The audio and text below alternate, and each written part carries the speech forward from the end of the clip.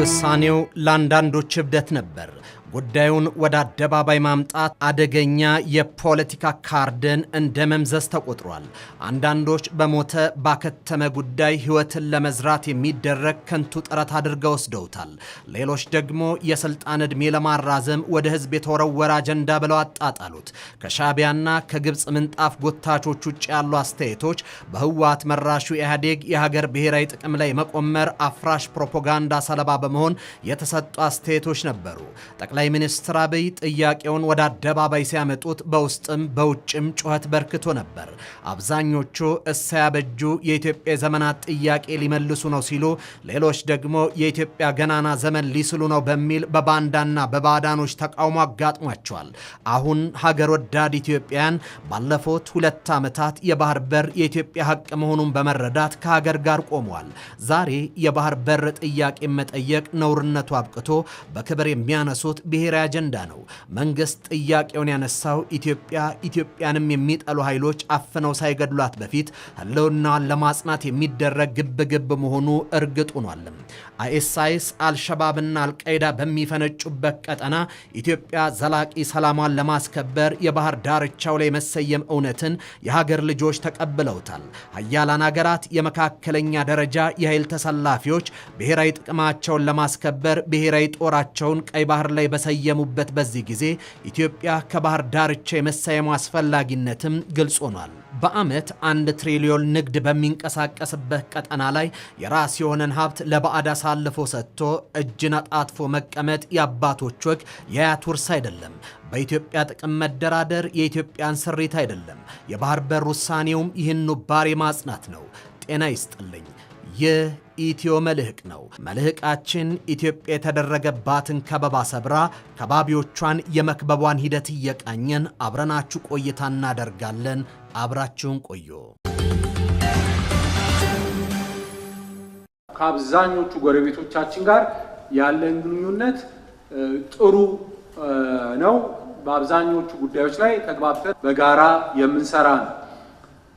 ይህ እንደተጠበቀ ሆኖ በቀጠናችን ያሉ ግጭቶች፣ በአንዳንድ ሀገራት ውስጥ ያሉ የእርስ በርስ ግጭቶች በቀጠናው ሰላምና መረጋጋት ላይ እርስ በርስ በቀጠና ያሉ ሀገራት ያላቸው ግንኙነት ላይ የሚያጠላው ጥላ አለ።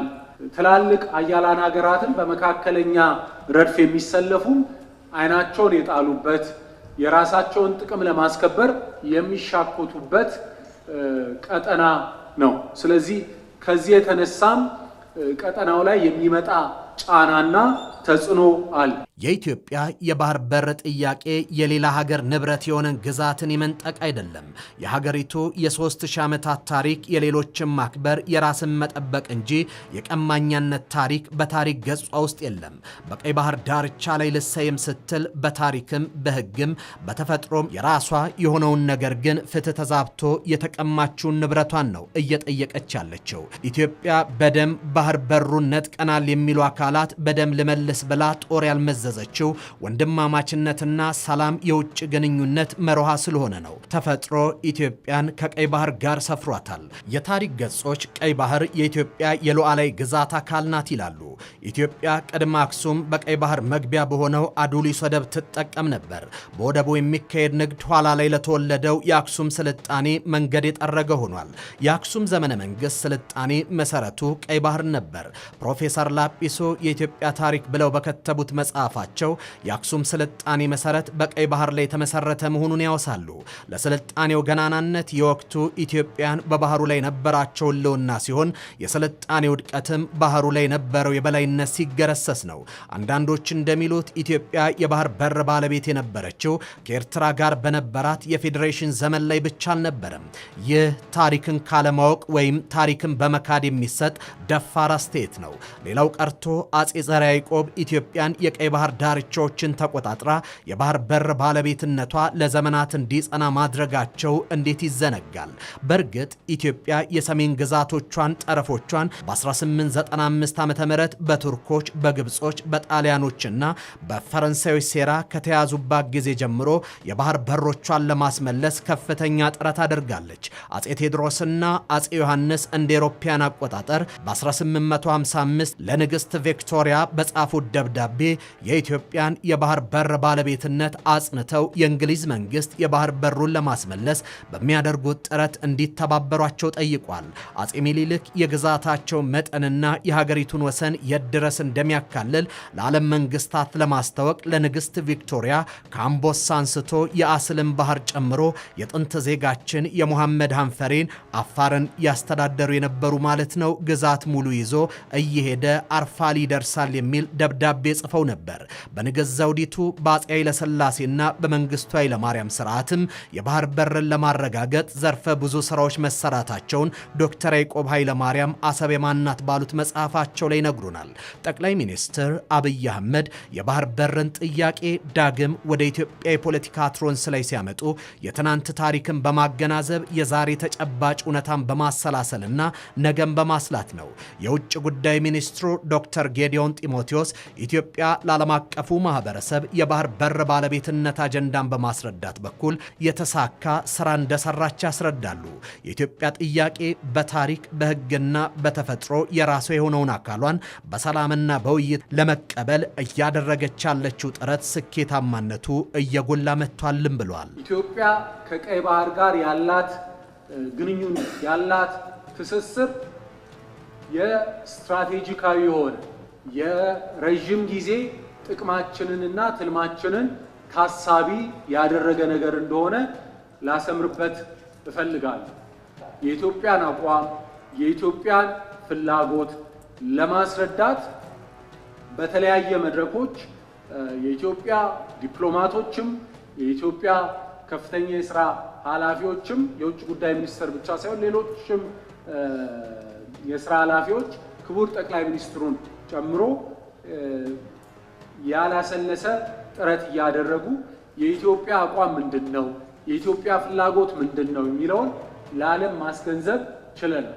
ፍላጎታችን ምንድነው፣ ግባችን ምንድነው የሚለውን ብቻ ሳይሆን ያስገነዘብነው ጥያቄያችን ተገቢ እንደሆነ ፍትሃዊ እንደሆነም ለብዙዎቹ ማስገንዘብ ችለናል። የቀይ ባህር የባለቤትነት ጉዳይ የኢትዮጵያ ሕልውና ጉዳይ ነው።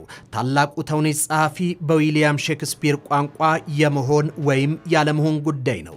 ኢትዮጵያ የታሪክ የሕግና የተፈጥሮ የፍትህ ጥያቄ የሆነውን የባህር በር ባለቤትነት ጉዳይ ለማብዳፈን ታሪካዊ ጠላቶቿ ከምንጊዜውም በላይ ተነስተውባታል። በኢትዮጵያ ውድቀት ለማትረፍ የሚሰሩ ሀገራት ዛሬም ኢትዮጵያን ለማፈን ላይታች እያሉ ይገኛሉ።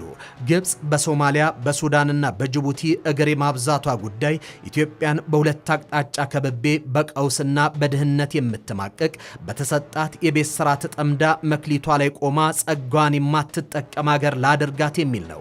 ካይሮ በሶማሊያ አልሸባብ ጋር የሚደረገውን ትግል ልቀላቀል ስትል ዓላማዋ አልሸባብ አይደለም።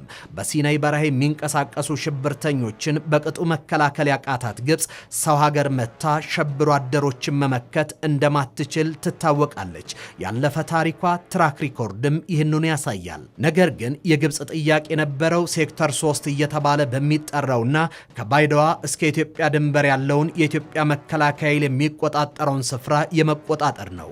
ይህ ስፍራ ኢትዮጵያ የአልሸባብን እንቅስቃሴ ወደ ኢትዮጵያ ከመግባቱ በፊት እዛው ሶማሊያ ውስጥ መክቶ ለማስቀረት የተዘጋጀ የመከላከያ አጥር በፈር ዞን ነው።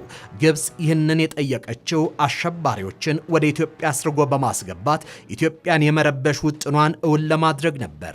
ይህ ስልት አዲስ አይደለም። ይህ ያረጀ ያፈጀ መንገድ በኢትዮጵያ እምቢባይነት ሴራው ሳይሳካ ቀርቷል። ኢትዮጵያ ከሶማሊያ መንግስት ጋር ባደረገችው ስምምነት የግብፅን አንደኛውን የከበባ ዕቅድ አክሽፈዋለች።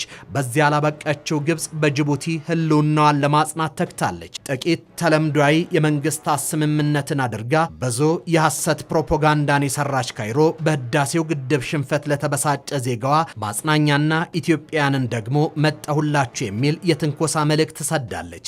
ነገር ግን መሬት ላይ ያለው እውነት ከዚህ የተለየ ነው። የጅቡቲና የኢትዮጵያ ግንኙነት እጅግ ጥልቅ ነው።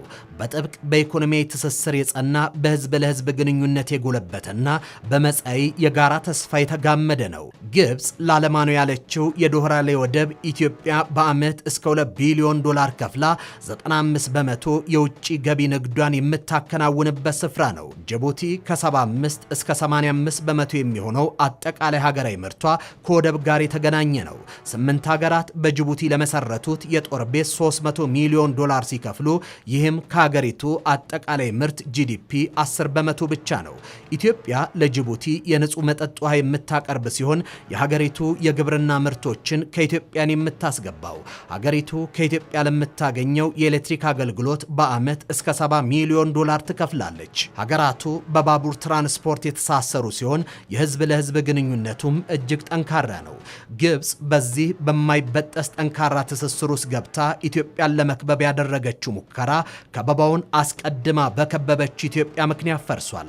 በሱዳን ግጭት ውስጥ የኢትዮጵያና የግብጽ ተሳትፎ በእጅጉ የተቃረነ ነው። ጠቅላይ ሚኒስትር አብይ አህመድ ካልበሽር በኋላ ያለችውን ሱዳን ለማርጋት ረዥም ርቀትን ተጉዟል። የጠቅላይ ሚኒስትሩ ሚና ባላንጣ ወገኖችን ወደ ጠረጴዛ የመጣራት ሲሆን የግብጽ ደግሞ ወደ ጦሩ አውድማ ጎትቶ የመዶል ነው። ሱዳናውያን ጠቅላይ ሚኒስትሩ ያደረጉትን የሰላም ጥረት አደባባይ በመውጣት ጭምር ደግፈው አሳይተውታል። የሱዳን መንግስት ጦርነትን ሸሽቶ በከተመበት ፖርት ሱዳን ሰላም ለማውረድ መነጋገርን ለማጽናት ከጠቅላይ ሚኒስትር አብይ ውጪ በመሳሪያ ጩኸት አልፎም በአስቸጋሪ ወቅት ፖርት ሱዳን የጎበኙ ሰላም አውርዱ ያሉ የዓለም መሪ ማግኘት እጅግ ከባድ ያደርገዋል። ምክንያቱም ያን ያደረገ አንድም መሪ አልነበረም። የግብጽ ሚና ግን በተቃራኒው በግጭቱ መሃል ገብቶ እሳት የማቀጣጠል ሲሆን እሳቱ ሰፍቶ ኢትዮጵያን እንዲበላ ያደረገችው ጥረትም አልተሳካም። የግብጽም ሆነ የኤርትራ ከበባ የፈረሰው የኢትዮጵያ አርቃ አስባ አስቀድማ በወሰደችው እርምጃ ነው። ግብጽ በጎረቤት ሀገራት ላይ አደረኩት ባለቻቸው ጉዳዮች ኢትዮጵያ ያልተሸረበችው ከጎረቤቶቿ ጋር በሰላም አብሮ ለመኖር የሚሆኑ ጽኑ መሰረትን ስለገነባች ነው። ከጎረቤቶች ጋር በሰጥቶ መቀበል መርህ በኢኮኖሚያዊ ትስስር ስለጎለበተችም ነው። ዛሬ የኢትዮጵያ የኤሌክትሪክ ኃይል የብርሃን ገመዶቹ ኢትዮጵያን ከጎረቤት ሀገራት ጋር በጥብቅ አስተሳስሯል። የውጭ ጉዳይ ሚኒስትሩ ዶክተር ጌዲዮን ጢሞቴዎስ ይህንን እውነት ያስረግጣሉ። የህዳሴ ግድብ ምረቃ ጥሩ ማሳያ ይሆናል ብዬ አስባለሁ። እኛ በዋነኝነት ያንን ምረቃ እንዲታደሙ የፈለግነውና የጠራነው ጎረቤቶቻችንን። ምክንያቱም ይሄ ግድብ ተመርቆ ወደ ስራ ሲገባ የሚጠቅመው ኢትዮጵያን ብቻ ሳይሆን የቀጠናውን ሀገራት ነው። የኛ ሀብት ብቻ ሳይሆን የሁላችንም የጋራችን ቅርስ ነው ብለን ስለምናስብ እና እኛ ወደዚህ ሁነት እንዲታደሙ ስንጠራቸው ፋይዳው ከአንድ ሁነትነት ያለፈ እንደሆነ ሁላችንም እንረዳለን። እንዳይመጡ የተለያየ ጫና ቢደረግባቸው አብዛኞቹ ጎረቤቶቻችን ያን ጫና ተቋቁመው በምረቃው በዓል ላይ በመገኘት ከጎናችን ቆመዋል። በጎ የሆነ ቀና የሆነ መልእክት በማስተላለፍ የኢትዮጵያ ልማት የቀጠናው ልማት እንደሆነ፣ የኢትዮጵያ ከፍታ ለቀጠናው ሀገራት እንዳለ ተስፋ እንደሆነ የሚያመላክት መልእክት አስተላልፏል። የባህር በር አጀንዳ ስትራቴጂክ ነው። መንግስት የኢትዮጵያን ዘላቂ ጥቅም ለማስከበር የኢትዮጵያ ህልውናን ለማጽናትና ለቀጣይ ትውልድ ጠንካራ ሀገርን ለማስረከብ የሚደረግ ጥረት አካል ነው። የባህር በር አጀንዳ የትናንት ታሪክ፣ የዛሬ ተጨባጭ እውነትና ነገን በማስላት ወደ አደባባይ የወጣ አጀንዳ እንጂ ለጊዜ የፖለቲካ ድል የተመዘዘ የታክቲክ ካርድ አይደለም። ይህ አጀንዳ ወደ አደባባይ ሲወጣ በውጭ ባዕዳንና በውስጥ ባንዳዎች ተቃውሞ ገጥሞታል። በዋናነት የዚህ አጀንዳ ተቋሚ በኢትዮጵያ ማንሰራራት እናንሳለን ብለው በሚሉት ሀገራት ፈንድ የሚደረጉ ናቸው። ጥያቄው ከኢትዮጵያ ህዝብ ጥቅም አንጻር ሳይሆን በቀለብ ሰፋሪዎቻቸው መዳፍ ገንዘብ በሚቆርጡላቸው ጌቶች ኪስ ልክ ያሰሉ ሁሉ ከጌቶቻቸው ጎን ቆመዋል። ዛሬ የባህር በር ለኢትዮጵያ ህልውና እጅግ ወሳኝ ነው። ጥያቄው የልማት ሳይሆን የህልውና ሆኗል። ኢትዮጵያ የኢንተርኔት አገልግሎት የምታገኘው በባህር በር በኩል ነው።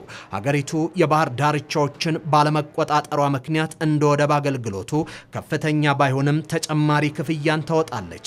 ዛሬ ላይ በቀጠናው ያለው አለመረጋጋትን በመመልከት የባህር ላይ ወንበዴዎችንና አሸባሪዎችን ለመቆጣጠር የባህር በር ላይ መሰየምን አስገዳጅ ያደርገዋል። ዛሬ ኢትዮጵያ ለወደብ ግልጋሎት የምትከፍለው ከፍተኛ ገንዘብ በእያንዳንዱ ዜጋ ኪስ ላይ የሚሰላ ነው። የሀገሪቱ የዋጋ ግሽበት ሀገሪቱ የባህር በር አልባ ከመሆኗ ጋር ይያያዛል። የባህር በር ከውጭ ኢንቨስትመንት ጋር በቀጥታ የተገናኘ ነው። ባለሀብቶችና ኢንዱስትሪዎች በዓለም ገበያ ለመወዳደር የባህር በር ባለቤትነትን የቅድሚያ ይሰጡታል። ከባህር በር ጋር ያለ ትስስር የአንድን ሀገር የውጭ ኢንቨስትመንት ሲወስን ኖሯል። በቀይ ባህር ላይ ያለው ፍጥጫ የሀያላንና የመካከለኛ ደረጃ ተሰላፊዎች ሽኩቻ የኢትዮጵያን የባህር ዳርቻዎች የመሰየም እውነት በእጅጉ ያጸኑታል። እርግጥ ግብፅ ኢትዮጵያን ከባህሩ በር ለማራቅ በኢትዮጵያ ላይ አሻጥር መፈጸሟ በተደጋጋሚ ያገጠጠና የተለመደ እውነት ነው። ላብነትም በ1950ዎቹ ኢትዮጵያ ተፈጥሯዊ ሕጋዊ የሆነውን የባህር በሯ መልሳ በምታገኝበት ሁኔታ ላይ በተባበሩት መንግስታት ድርጅት ጉባኤ በተደረገበት ወቅት ሐሳቡን ተቃውሞ ቆማለች።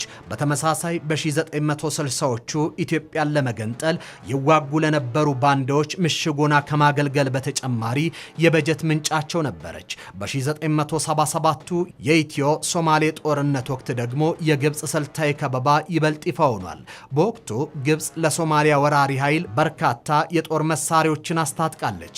ምኞቷም ኢትዮጵያ ስትከፋፈል እንዲሁም ከተፈጥሯዊና ታሪካዊ የባህር ወሰኗ ስትነጠል ማየት ነበር።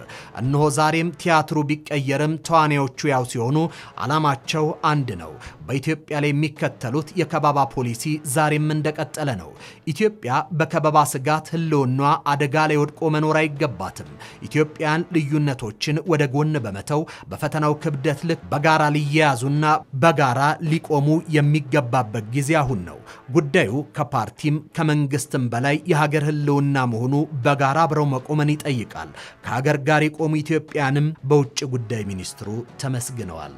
ብዙ ኢትዮጵያ በሀገር ውስጥ ያሉም ከሀገር ውጭም ያሉ እንዲህ አይነት አኩሪ እና የሀገር ፍቅር የሚታይበት ያላሰለሰ ጥረት ስለሚያደርጉ ለኢትዮጵያ ስለሚሟገቱ በዚህ አጋጣሚ በተቋሙና በራሴም ስም ላመሰግናቸው እወዳለሁ። ከዛሬ 2 ዓመት በፊት የተነሳው የባህር በር ጥያቄ ዛሬ ፍሬው እየታየ ነው። ዛሬው የጥያቄው ነውርነት ተሽሮ በአደባባይ ኢትዮጵያን ሁሉ የሚታገሉለት አጀንዳ ሆኗል። ዓለም ለጥያቄው ምላሽ ሰጥቷል። ሀያላን ሀገራት ኢትዮጵያን በሰላማዊ መንገድ የባህር በር ለማግኘት የምታደርገውን ጥረት እንደግፋለን ብሏል። አሁን ነውር ተሰብሯል። የኩስሞና ዲፕሎማሲ ተወግዶ ኢትዮጵያ የሚገባትን እየጠየቀች ነው። በርካታ ኢትዮጵያን የባህር በር ባለቤት ትሆን ዘንድ እየተጉ ይገኛሉ። የተወደዳችሁ የኢትዮ መልሕቅ ቤተሰቦች ለዛሬ ያዘጋጀነው ጥንቅር እዚህ ላይ አብቅቷል። በሌላ ቀን እስከምንገናኝ በያላችሁበት ሰናይ ጊዜ ይሁንላችሁ።